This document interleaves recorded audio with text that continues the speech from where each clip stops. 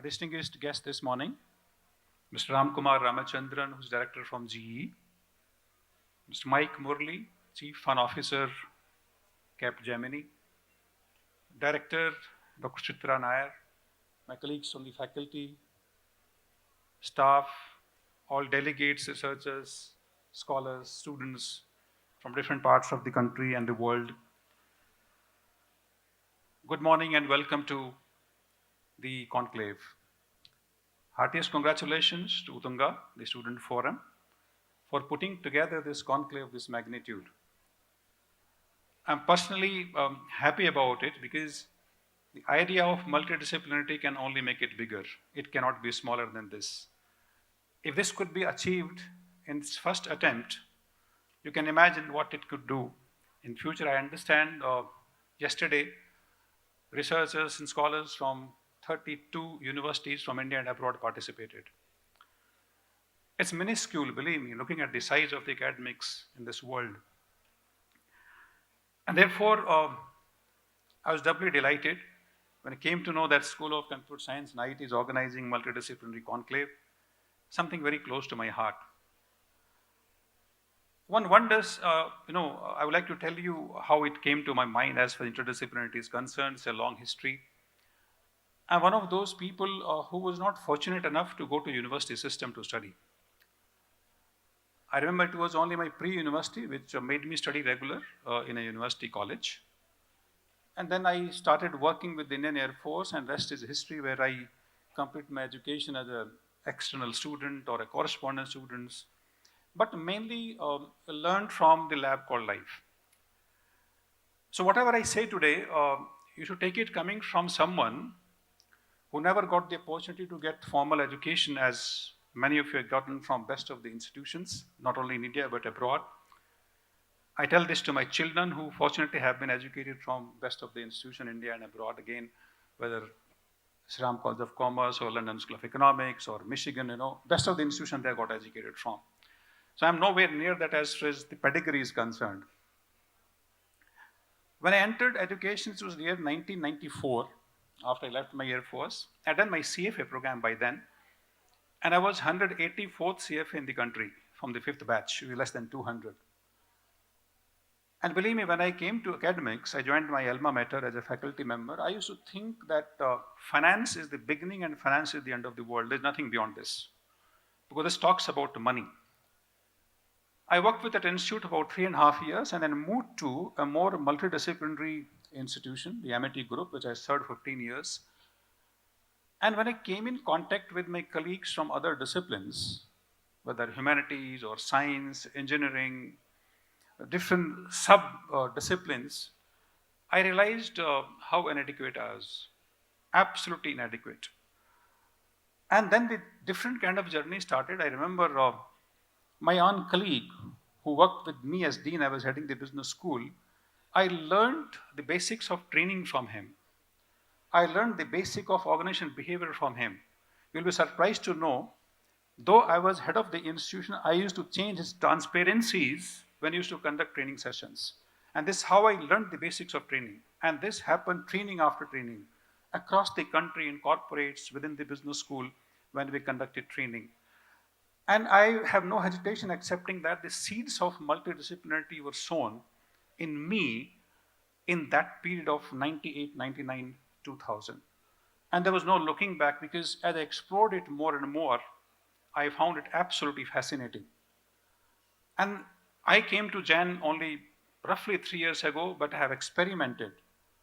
In 6 universities I've had it as Vice Chancellor, and it has only shown encouraging results.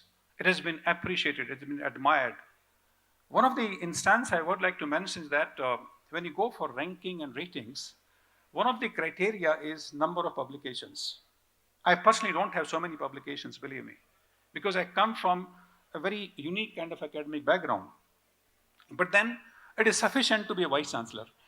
Of course, it can't put me in the list of top researchers. One of the professors from US, one of our partner university, mentioned that how to increase citation index. And it was a revelation for me. And he said, in India, we're very fond of citing professors from foreign universities. It looks impressive, Oh, I have cited so-and-so foreign author from Harvard, Yale, Princeton. He said, start citing your own colleagues from the department and other department of the university. And say that mutually, you increase the citation index of the university.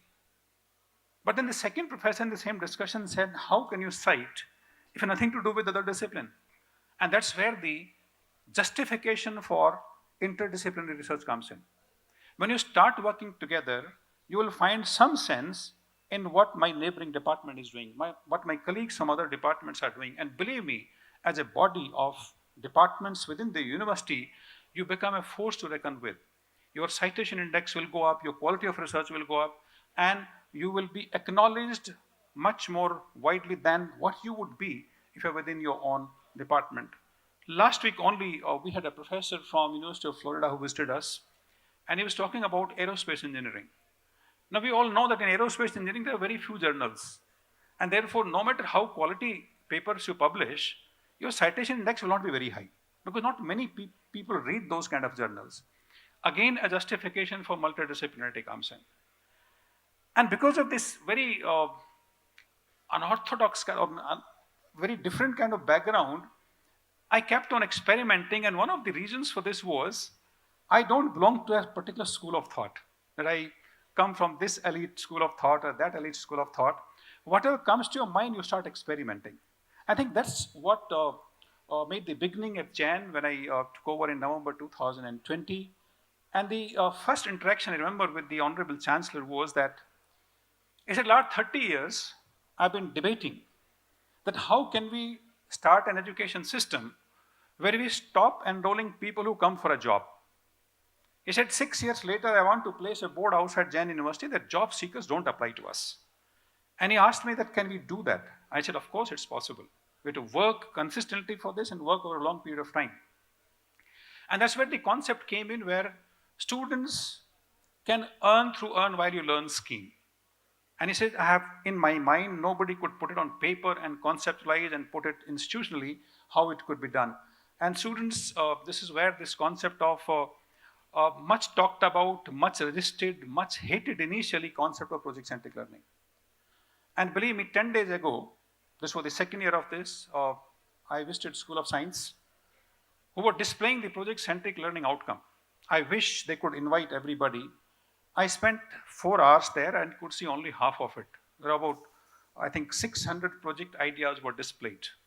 There were student groups who are ready to hit the market with their own enterprise. There are students who have applied for filing a patent and on the verge of being published. There are people who are on the verge of getting grants for this patents. And there are many who have reached from concept to lab stage. They're experimenting. And you know about 3-4 months ago, how the student of science won the best prize in the Entrepreneurship conclave awarded by the governor of Karnataka, who was also invited with him for a cup of tea. Because I'm talking to students and teachers, whenever we talk about multidisciplinarity, it requires much more than these words. And you'll be surprised to know, last July, there was a conclave of vice chancellors, 350 vice chancellors were invited. The Prime Minister himself inaugurated the conclave in Banaras, his constituency. And the theme of the conclave was to assess implementation of national education policy in this country, at what stage we are. You will be surprised and shocked. 90% of the participants did not know the difference between multidisciplinarity, interdisciplinarity, and transdisciplinarity. And almost everyone used these words at drop of the hat. In normal conversation, you will find these words quite often used. I can't blame the students for this. If the policy makers and the leaders, deans, directors of the leading institutions did not know about it, I have nothing to say as far as understanding of students is concerned. And when I spoke about it, I was given to speak for about 10 minutes. And people, the chairman of UG said, I never thought on those lines you would have conducted some kind of orientation sessions for the vice chancellors, deans, and directors. At Jain University, we are a multidisciplinary university, no doubt about it. Multidisciplinarity means you have multiple disciplines being taught in different departments. You have 26 departments in different areas. And students can choose courses from multiple disciplines. It doesn't make us interdisciplinary. And the real benefits of this don't come to the fore. Interdisciplinarity comes in when two disciplines start interacting. When you start borrowing the philosophies, frameworks, methods, techniques, tools of one discipline into other, and you start seeing them in different perspective, interdisciplinarity comes in. Learning opportunities for you expand tremendously. And when you go beyond this, when these interacting disciplines try to solve real life problems, that is called transdisciplinarity. You will agree with me, human beings are multidisciplinary. How can education be single discipline? And if we offer single discipline education, how can it be useful for us? We need to sit back, ponder over it, and think that we want to move close to real life or we want to remain in isolation. I think maybe without full understanding of these three terms, students and faculty members of CS and IT took it onto themselves. I don't know whether they took it willingly or by force. Whatever the reason, they took it. And today, we see this conclave happening. We see it a reality. And the benefits you will realize once you finish this. I have absolutely no doubts that each one participating, either the presenter or a delegate or a listener, will stand to gain tremendously. The understanding of the concept and tools on the ground. I kept wondering for last many, many years, I'll go and give lectures after lectures to faculty, FTPs, multidisciplinary, interdisciplinary done. They will listen, they'll clap, great idea, but believe me, when they go back, nothing happens on ground. And to make it happen on ground, you need academic tools. It's a very operational issue. And unless you have those tools, it will remain an exercise on paper. We went beyond this, and with all humility, I must say that. I do not know about what's happening in the world. I was talking to Mr. Ram in the morning before we came in here. I have not come across these kind of concepts. I have studied three top universities who boast of entrepreneurship, on top being Babson. Harvard lays a lot of emphasis, as Sirikas, who participated in last conclave of ours in August last year. I have studied what they're doing. Believe me, it's not even 1% of what we can do. I'm not saying we have done. We have made a humble beginning. Last year, I had 20 success stories. This year, I'll have at least 200 success stories. And next time, we'll have 2,000 success stories. At that rate, it's growing. And we're documenting them in the form of case studies. One small instance before I finish. 2021, I was talking to faculty from humanities. And they said, sir, entrepreneurship, we from humanities, what are you talking? We're not meant for entrepreneurship. And I was a bit disturbed, disheartened, and I'd done my research. I do my homework before I go there.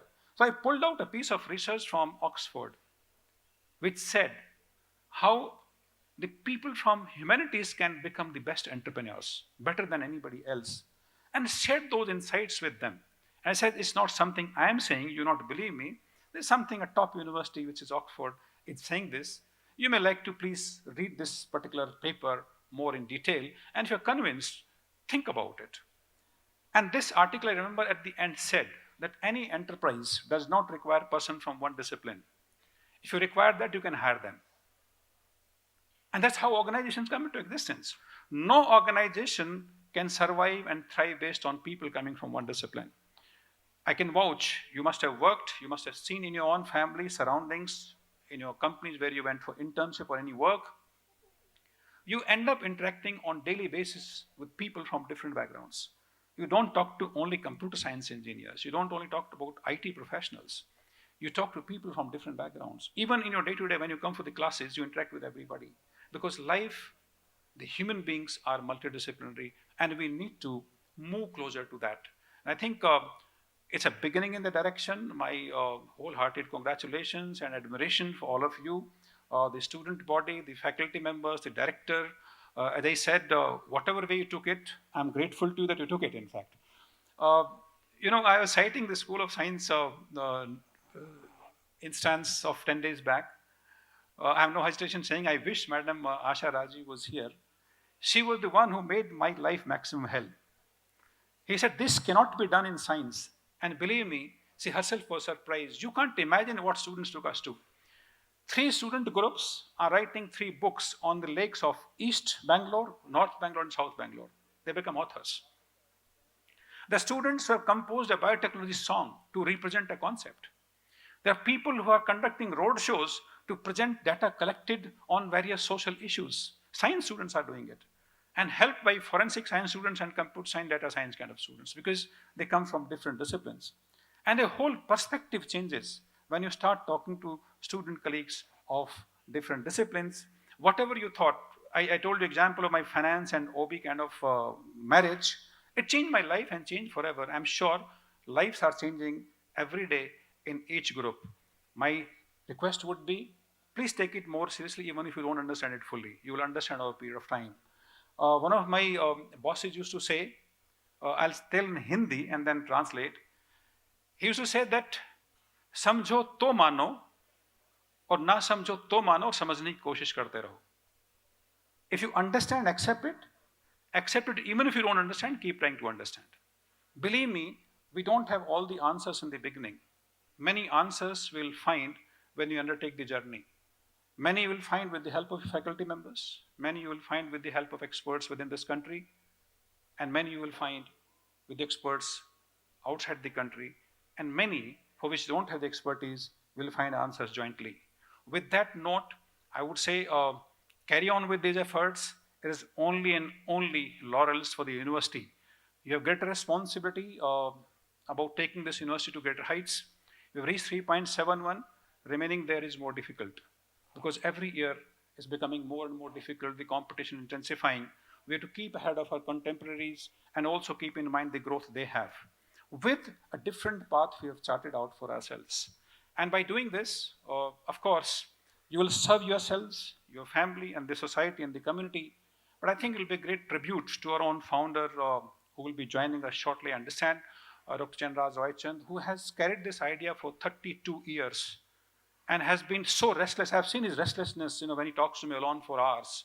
He says, I wish somebody can conceptualize and roll it out in my university. I have a dream. I think it will be a great tribute to that great entrepreneur who has founded this company. With this, I thank Suchitra ma'am and every one of you to have me this morning. All the best. I'm sure this will be a great success. And I look forward to many, many more conclaves like this, much bigger in magnitude and volume. Thank you and God bless.